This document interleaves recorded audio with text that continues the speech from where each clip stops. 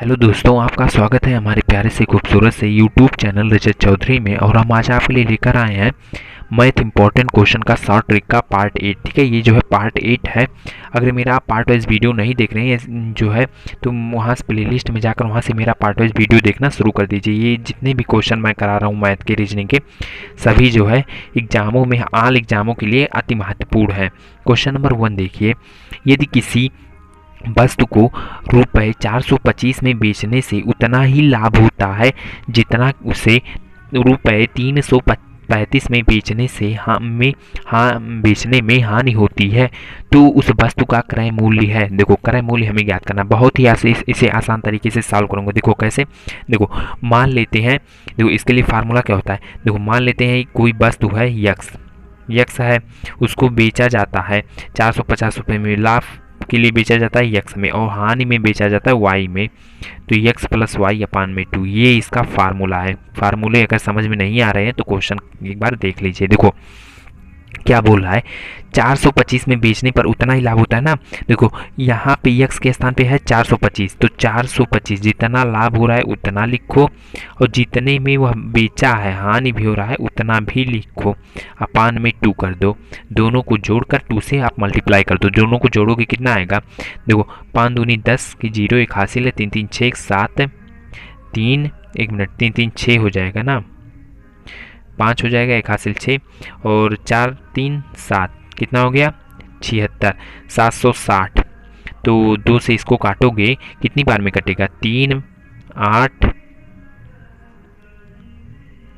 3 8 कह रहे हैं 7, एक मिनट, हाँ 8 बार, 3 8 होता है 16। ठीक है, 380 कितना आ रहा है, 380 आ रहा है। अब देखो 380 आ रहा है ना, तो इसका मतलब क्या हुआ कि देखो उस वस्तु का क्रय मूल्य कितना है, 380 रुपये। 380 रुपये आपको किस ऑप्शन में दिख रहा है, अगर आप ध्यान से देख रहे हो तो option number B.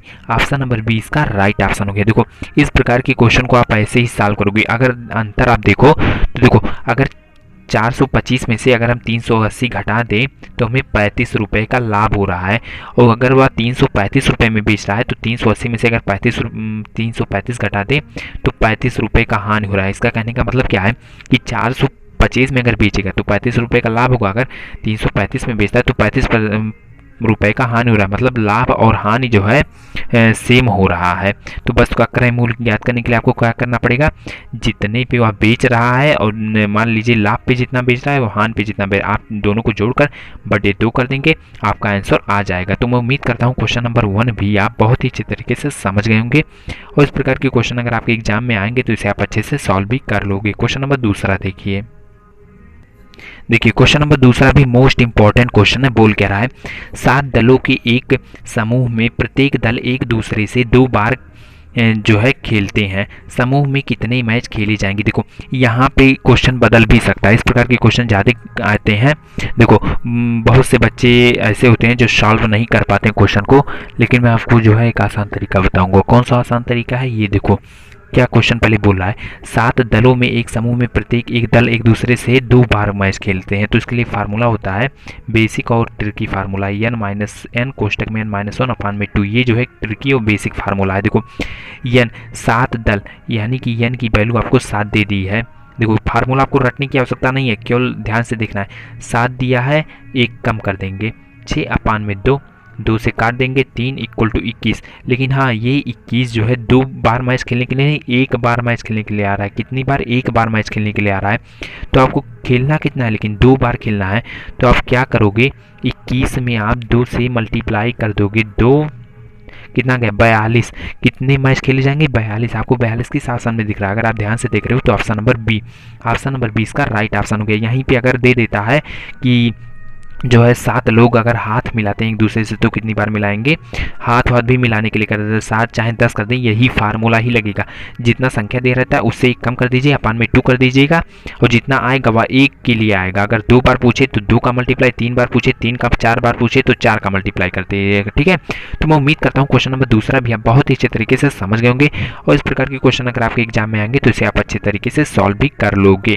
Question number 3 देखिए क्वेश्चन नंबर 3 भी मोस्ट इंपॉर्टेंट क्वेश्चन है। बोल क्या रहा है, एक चिड़ियाघर में मोर और चीते हैं, यदि उनके सिरों की संख्या 400 और पैरों की संख्या 1160 है तो चिड़ियाघर में मोरों की संख्या ज्ञात कीजिए। देखो इसके लिए एक बेसिक फार्मूला होता है। कौन सा बेसिक फार्मूला होता है? देखो 4 पैर, देखो मोर के कितने पैर होते हैं? 2 पैर होते हैं। चीता के कितने? 4 पैर होते हैं। देखो आपको यहाँ मोर और चीता के स्थान पे कोई भी, यहाँ चीता के स्थान पे कोई पशु दे देगा, मोर के स्थान पे कोई भी पक्षी भी दे सकता है, लेकिन आपको कंफ्यूज नहीं होना। देखो 4 पैरों के लिए कौन सा फार्मूला होता है?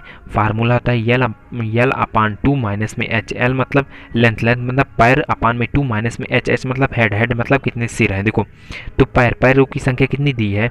1160 अपान में 2 माइनस में हेड, हेड मतलब सिरों की संख्या कितनी दी है? 400 दी है। इसको 2 से 1160 जो है इसको डिवाइड करेंगे, 5 हो जाएगा, 3 हो जाएगा, 0 हो जाएगा। कितना हो गया? 5, 1 मिनट, 5 8 यहाँ पे होगा, ठीक है, 580 हो जाएगा। ठीक है, अब 580 में से हम 400 घटाएंगे। 580 में से अगर 400 चला जाएगा तो बचेगा कितना? आएगा, यहाँ पे लिख लो, आएगा 180। कितना आएगा? 180। इसका मतलब क्या हुआ?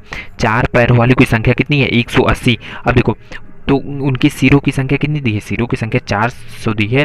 तो देखो मोर और चीते के तो एक ही सिर होते हैं, भले पैर जो है 4 और 2 होते हैं, सिर तो एक एक तो होता है। तो देखो हमें जो है 4 पैरों वाले यानी कि चीतों की संख्या मिल गई 180। तो अगर हम जो है सिरों वाली संख्या को अगर घटा दे तो हमें मिल नहीं जाएगा। ठीक है,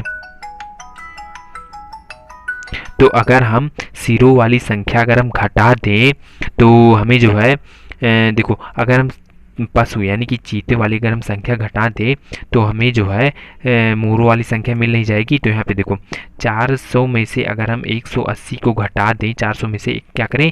180 को घटा दें, तो 400 में से 180 चल जाएगा तो बचेगा कितना? 400 में से 180 चल जाएगा, बचेगा कितना? 220। 220 यही जो आया यही क्या है? यही मोरों की संख्या है। देखो एकदम बेसिक तरीके से समझा रहा हूँ। फार्मूला होता है 4 पैरों के लिए यल अपान 2 माइनस में एच, लेंथ अपान 2 माइनस में हेड। ठीक है, तो लेंथ कितना दिया है? 1160 दिया, अपान में 2 पैर सिर कितने दिए हैं? माइनस में 400 कट गया, 580 घट गया, 180। 180 जो है चीतों की संख्या आ गई। मोरों की संख्या ज्ञात करने के लिए हम जितने सिर दिए हैं उनमें से चीतों की संख्या घटा दिए, आ गया हमें मोरों की संख्या पता चल गई 220। 220 आपको किस ऑप्शन में दिख रहा है? अगर आप ध्यान से देख रहे हो तो option number B, option number 20 का राइट ऑप्शन हो गया। तो मैं उम्मीद करता हूँ क्वेश्चन नंबर तीसरा भी आप बहुत ही अच्छे तरीके से समझ गए होंगे और इस प्रकार के क्वेश्चन अगर आपके एग्जाम में आएंगे तो इसे आप अच्छे तरीके से सॉल्व भी कर लोगे। देखो अगर आपको क्वेश्चन समझ में आ रहे हैं इस प्रकार के तो आप वीडियो को लाइक कर दीजिएगा। अगर अभी तक चैनल सब्सक्राइब नहीं किया तो चैनल को जरूर से जरूर सब्सक्राइब कर लीजिए, क्योंकि मैं केवल उन्हीं प्रकार के क्वेश्चनों को कराता हूँ जो एग्जाम बहुत बार पूछे गए ही क्वेश्चन है।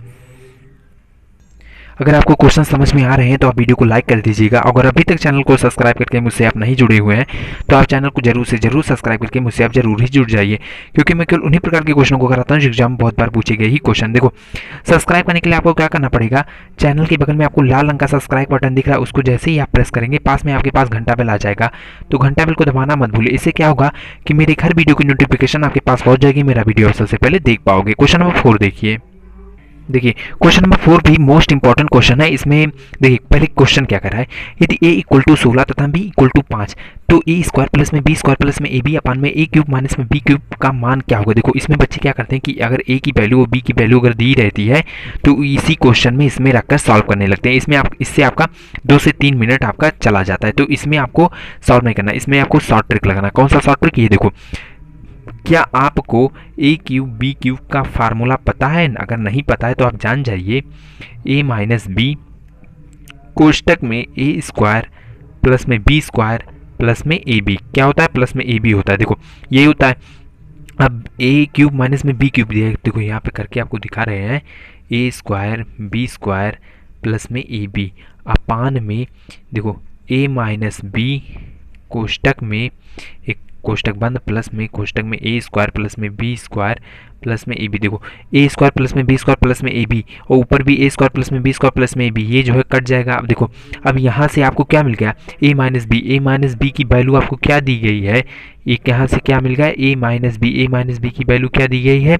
a की वैल्यू दी गई है 16 और b की वैल्यू 5 दिया गया है। देखो यहाँ पे अब आप देख लो, देखो तो 16 में से 5 को हम घटाएंगे तो 16 में से 5 चला जाएगा तो 1/, 11 ही तो आएगा। 1/11 आपको किस ऑप्शन में दिख रहा है? अगर आप ध्यान से देख रहे हो तो option number B, option number B इसका राइट ऑप्शन हो गया। देखो क्वेश्चन को ज़्यादा जो है आसान तरीके से एकदम बताया गया, एकदम बेसिक, जो बच्चे एकदम नहीं समझना, एकदम बहुत ही मैथ में कमजोर हो वो भी समझ जाएंगे। इस प्रकार मैं क्वेश्चन सभी जो है क्वेश्चन को बता रहा हूँ।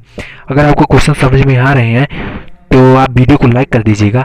अगर अभी तक चैनल को सब्सक्राइब करके मुझसे आप नहीं जुड़े हुए तो चैनल को जरूर से जरूर सब्सक्राइब करके मुझसे तो जरूर ही जुड़ जाइए, क्योंकि मैं केवल उन्हीं प्रकार के क्वेश्चन को कराता हूँ जो एग्जाम में बहुत बार पूछे गए ही क्वेश्चन है। आज का वीडियो मैथ इंपॉर्टेंट क्वेश्चन का शॉर्ट ट्रिक का पार्ट 8 था, ठीक है। और सब्सक्राइब करते वक्त अपना घंटा बेल जरूर से जरूर दबा दीजिएगा। धन्यवाद।